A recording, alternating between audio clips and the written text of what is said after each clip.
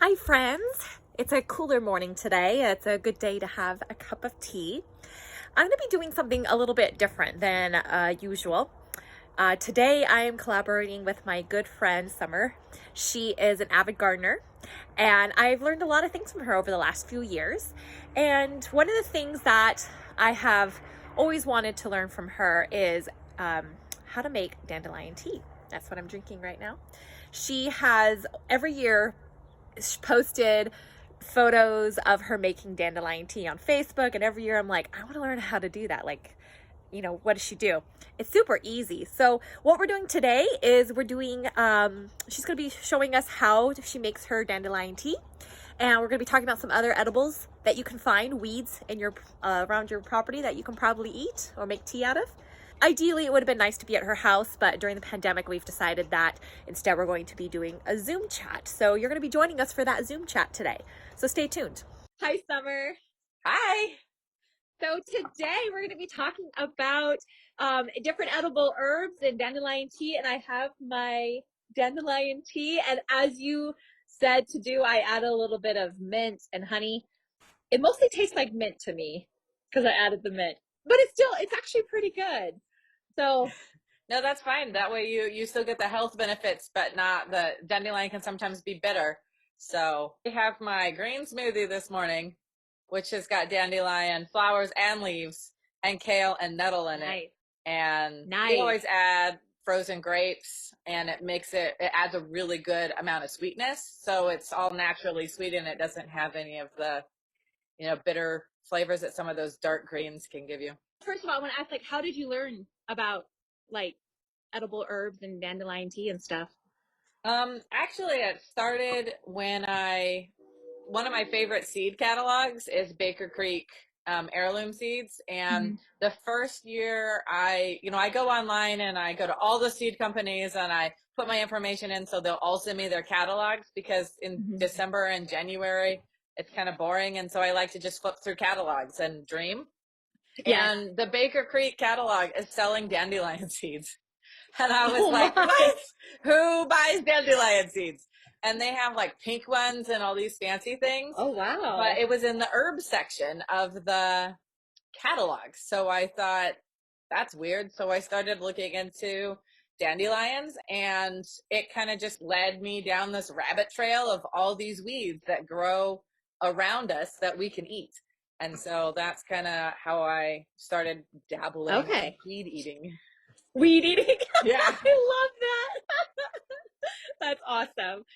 So, and you were going to share some of the health benefits of dandelion as I'm Yes. sipping my healthy tea. Right. So with dandelion, it's really high in vitamin C, and it has a lot of luteolin in it. So it really helps your liver. And so a lot of people will take a dandelion supplement of some kind to help with non-alcoholic fatty liver diseases. Oh, interesting. The high level of inulin is a really good carbohydrate, and it helps maintain your gut flora. Hmm. There's a lot about the gut that's really cool, and dandelion does a lot in your gut.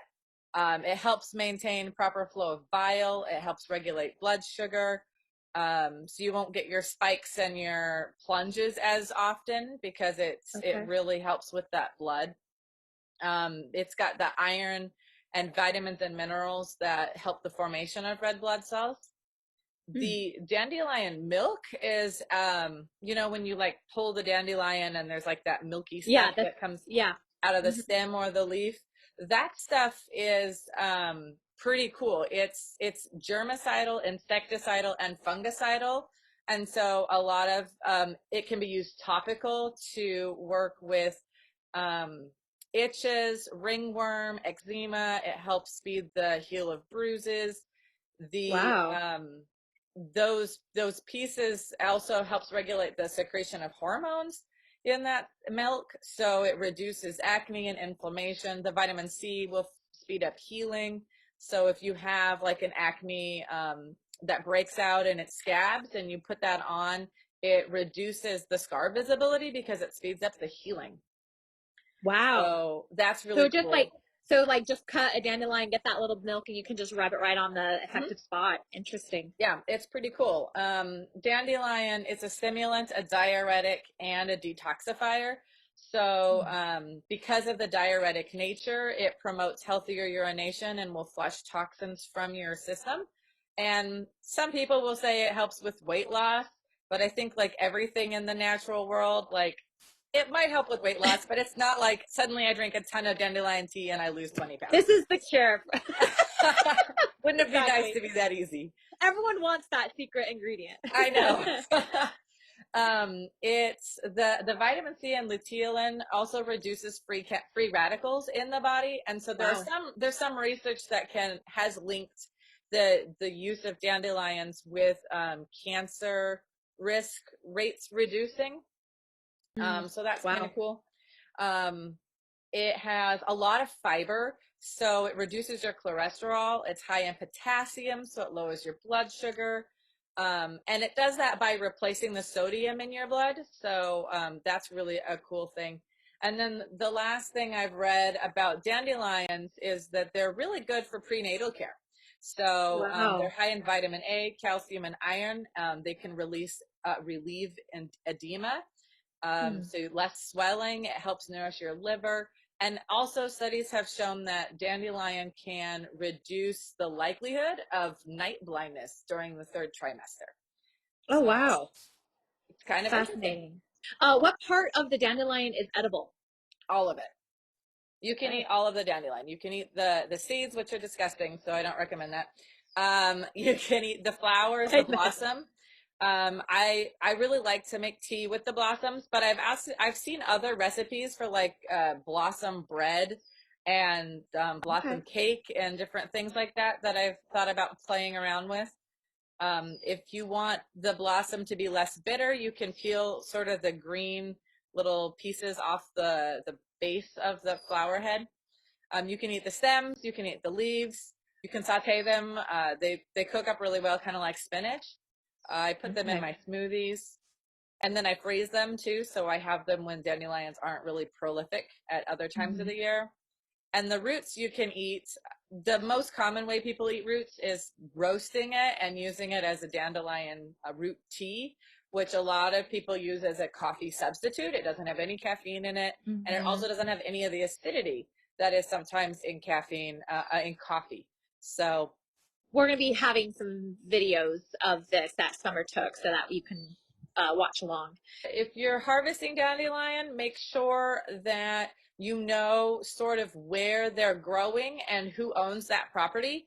I don't want to encourage anybody to trespass, but there's also the very valid concern that people spray their weeds with toxins and poisons. And so if you see like a lot of dandelions, say at a park or in a church lawn or something, you want to check and make sure that they're okay with you taking those dandelions, and also that they haven't been sprayed with anything, because you don't want to put those herbicides into your body, because that will be bad. So many people have these weeds just growing around their, their grass and stuff. Instead of just trying to spray them and kill them, pull those babies up and, or, pick the leaves and flowers and do something with them. That's quite amazing how much we can do with what's right near us that, we don't realize. So yeah, that's awesome. Another great weed to have for tea is dandelion flower. You collect some dandelion flower, fresh, and you just pour your hot water over the top, just like you do the nettles or any other tea. Let that steep for a while. It's really good with some honey. I also like to add fresh mint. If you have more dandelion flowers than you can drink, you can dehydrate the dandelion flower. So you want to kind of spread them out evenly on your tray. Just like other herbs, you want to dehydrate them between 100 and 125 degrees for a few hours. I usually do it overnight.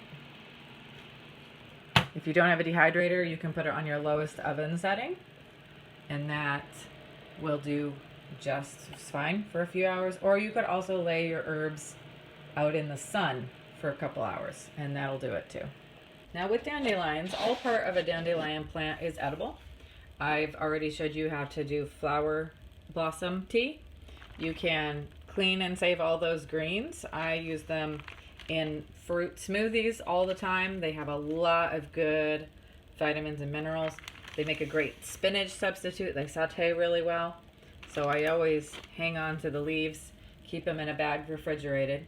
And then the root is also really good.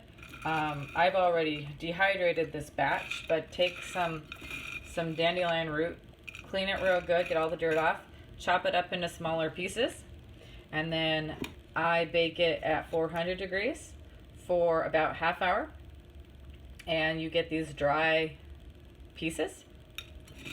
And you can store these just like you would other herbs. To make your dandelion root tea, you're going to take some of your dried roots, about 2 tablespoons, put them in your teacup, or in my world, a mason jar.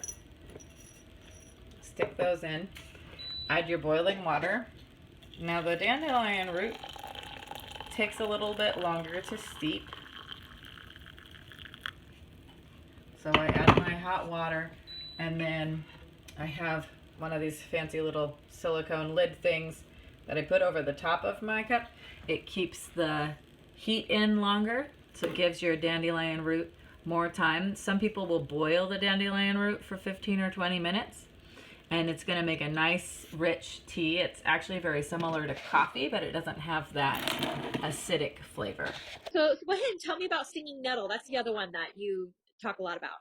Yeah, stinging nettle. I grew up in Idaho, and we didn't really have stinging nettle. So when I first discovered it here, it was when I was trying to harvest salmon berries and walked through a nettle patch, and they sting. Ouch, yes. They give you welts. So when you're going to harvest nettle, just like with anything, make sure that where you plan on harvesting, you're allowed to do so. And then wear long sleeves, long pants, and gloves to Yes. protect yourself. Stinging nettle, it does sting. The stings are on the bottom of the leaves and the stems. But when you boil it, like when you pour boiling water over your stinging nettle leaves or you dehydrate them, they don't sting anymore at that point. So Okay. I don't know where scientifically that sting stopped stinging. Okay. Come on, Summer. Yeah, I know. So stinging nettle, it acts like a diuretic, a lot like the dandelion does. It improves the nutrient uptake in the gut. So if you drink it with a meal or something, the food that it's digesting alongside, more of those nutrients are going to get into your system. Interesting. The stinging nettle tea is often suggested for women who are undergoing really painful labor when they're having a child. It's really interesting because even like modern medicine with all their drugs and everything, they will still even recommend a nettle tea for that. Wow. It also reduces bleeding because it can act as a coagulant, and and it also reduces menstrual cramping and will ease the transition into menopause for older women. So there's a Wow. lot of women's health benefits Yes. to stinging nettle. Yes, I see that. It stimulates the lymphatic system, so it helps remove toxins from your body. And stinging nettle is also high in vitamin C and iron. And so vitamin C and iron together are a really good combination. The vitamin C, it optimizes the iron uptake ability of your gut. And so that really helps with your circulation, and it boosts the blood oxygenation. So that's really good. Because it's a diuretic, it can also reduce the likelihood of kidney stones. It reduces edema, which is that fluid retention. And then it also reduces the likelihood of bladder infections and urinary tract infections. Wow. So if you have a propensity for that type of infection, this is a really good herbal, tea or supplement to add to your diet. It also, as an anti-inflammatory, it reduces arthritis pain. It reduces chronic muscle pain, and it can also help treat gout. Wow. And it's high in the mineral boron, which we don't really talk about, but boron is really important because it helps maintain calcium levels in your body. And so it's really good with keeping your bones strong because it helps that calcium stay in your body. A lot of people think about, oh, if I want strong bones, I'll drink milk. But milk actually has a different type of calcium, and it leaches the calcium out of your bones when you drink milk. It doesn't actually support stronger bones. So that whole ad campaign is false. But this boron, this really helps with the calcium staying in your bones. So that's a really good benefit of stinging nettle. And then the last thing is stinging nettle is really successful in treating a lot of respiratory issues. I actually had a friend, when I first posted my stinging nettle tea on Facebook, I had a friend say, oh my goodness, my doctor wants me to take like a stinging nettle supplement. Maybe I could get a transplant from you. And I dug up the whole thing because it's got these little runners underground and it'll just keep growing. And I don't want it to take over that particular garden bed. So I dug all that I could find and I took it over to her and I said, here, plant this in your yard and you'll have all the stinging nettle you need. And she was telling me that her doctor had recommended she take a stinging nettle supplement because of her seasonal allergies. And so the stinging nettle is really helpful in helping with those allergies. Same with, using local honey. So if you put local honey in your stinging nettle tea, it's like a, two birds, one stone deal. Absolutely. But it helps with hay fever, it helps with asthma, and all those sort of respiratory things. It really is very helpful in making those reduce. Wow. So that's stinging nettle. This is a stinging nettle plant. It grows everywhere here in Western Washington. If you look on the bottom of the leaves, there's these little spiky things. And when they touch your skin, they sting. They give me welts. So wear gloves when you pick stinging nettle. You can pick stinging nettle leaf by leaf off the plant, or as I did here, I dug up the whole thing, roots and all, because I don't want it taking over my garden. It makes a really good tea. You can take these fresh leaves and put them right into a jar or cup. I like jars. And then pour boiling water over that.